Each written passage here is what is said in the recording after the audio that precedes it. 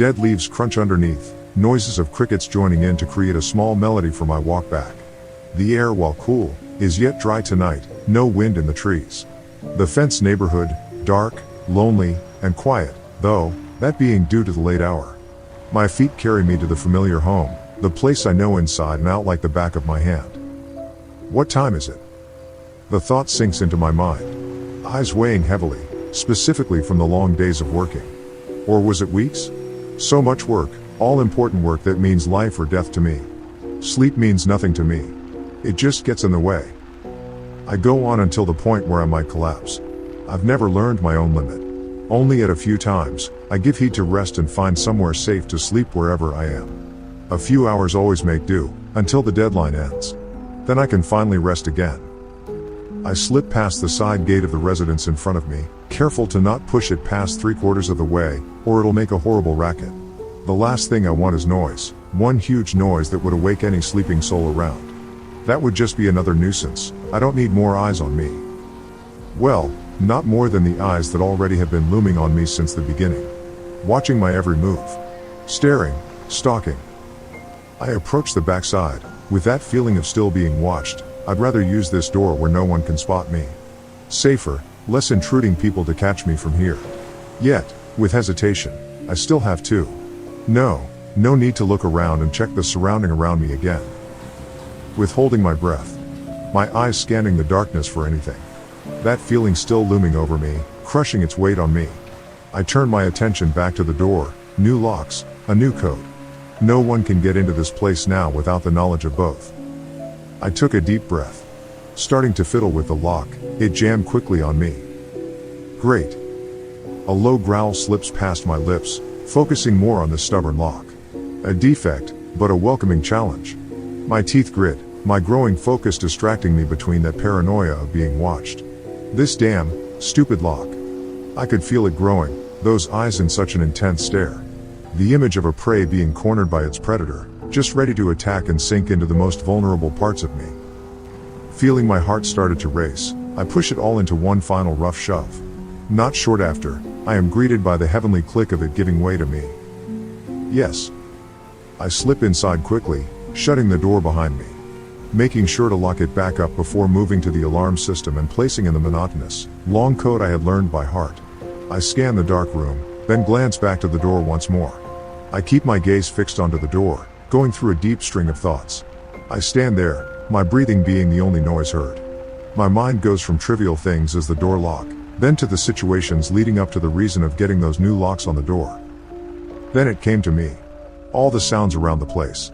The shift of things either being placed into a new location or going missing completely. The sudden broken coffee mug in the middle of the floor. That constant sound. I could hear it clearly. Echoing, taunting me. Was it all in my head? Drip. Drip. Drip. It was driving me nuts. Waking to the sound, or coming back inside from a long day away, always the same sound. Drip. Drip. Drip. Even thinking of it now makes my blood boil, my heart pound and fall down into my chest with an agonizing pain. I try to shake myself free out of my trance, inhaling quickly. That stopped as soon as security was changed. I gave a nod to myself, my mind reaching the conclusion that, with a bit of grease, the lock will give way without the frustration. No need to even bother with the turning on the lights. The basement couldn't be too hard to find. I followed my path down the stairs, letting the sounds of my exhausted steps echo loudly on the staircase. A few creak under my weight, always on the 6th and 10th step. The door moved without any impedance. The icy chill of the room hit me, following with a musty smell reaching my nostrils. I stopped, unable to recall where I left off, what I was looking for in here. I grumbled as I made my way around the room slowly. The solitary window giving the room a beautiful, but unsettling glow from the moon. The light casts an odd and distorting shadows on the hard, rough stone walls. As I keep searching about, my frustration started growing over the amount of useless, annoying things gathering dust in this Sumerian basement. In the midst of it, I caught a sound. The farther into the end of the room I got, the clearer it became. That sound again. I froze in place, feeling my eyes widen, vision fading into a limited field, as if in a hypnotic trance.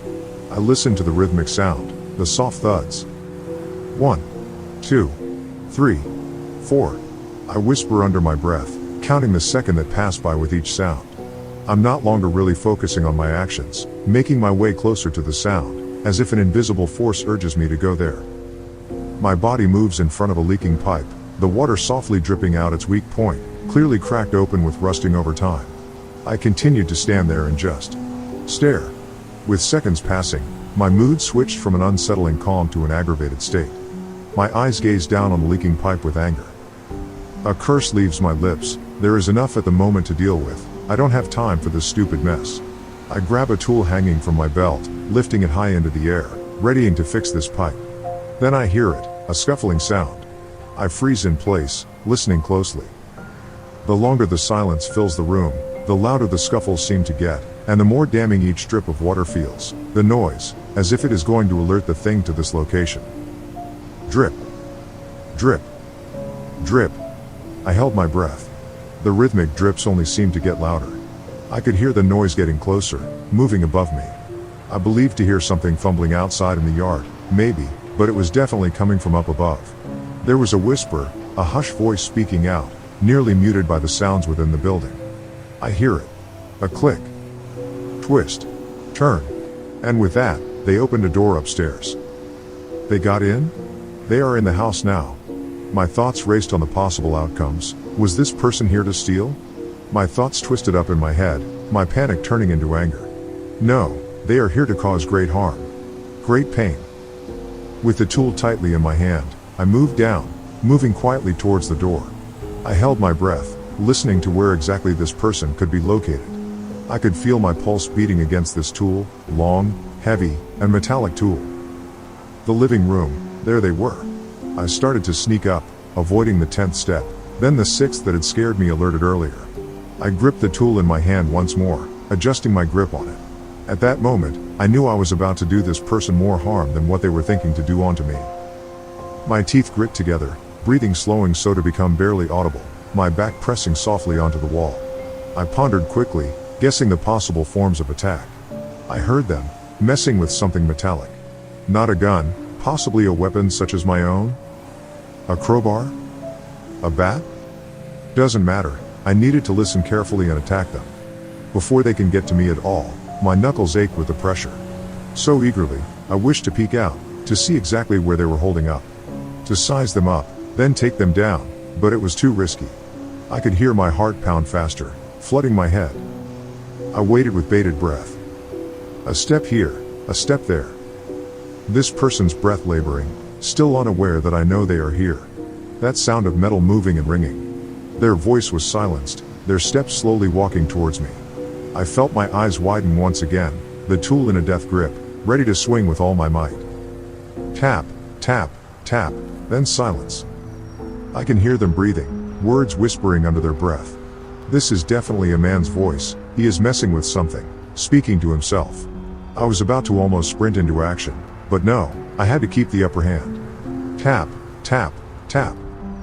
He drew closer and closer, a few more steps and I saw the blur of motion. I quickly swung, a sickening crunch following as my tool made contact. In the merest moment, I could see the shock in his tired, dull eyes, his greasy hair moving to the tool's groove. No control. I can't stop myself, one hit just isn't enough.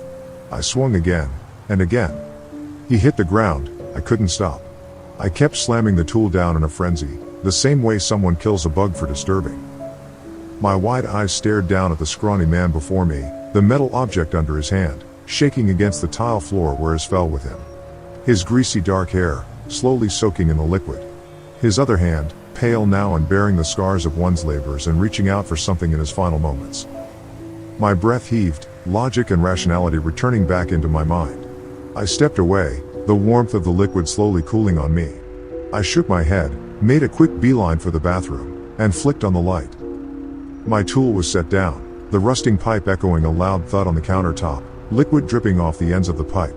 My cold reflection stared back at me in the mirror glass. The faucet was turned on quickly, going to work on washing the blood off me. Hands, my upper face. The dark cloth covering my mouth, doing its job and shielding the rest of my face from messy situations.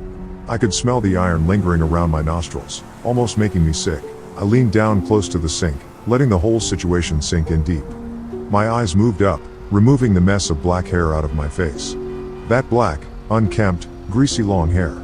I stare at my reflection for what feels like hours, the mixed color of dead eyes of green and ice-cold blue staring at the prominent scar upon my forehead, the one that bared a grim reminder and awful memories. I grasped a towel, wiping away the water and any remained blood on my skin.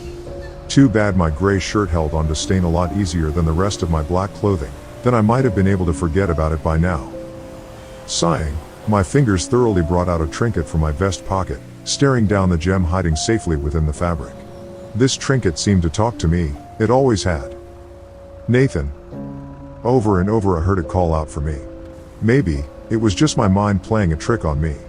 But that undeniable whisper remained. I slipped back into deep, empty thoughts once more before I realized I had been staring at the gem this entire time.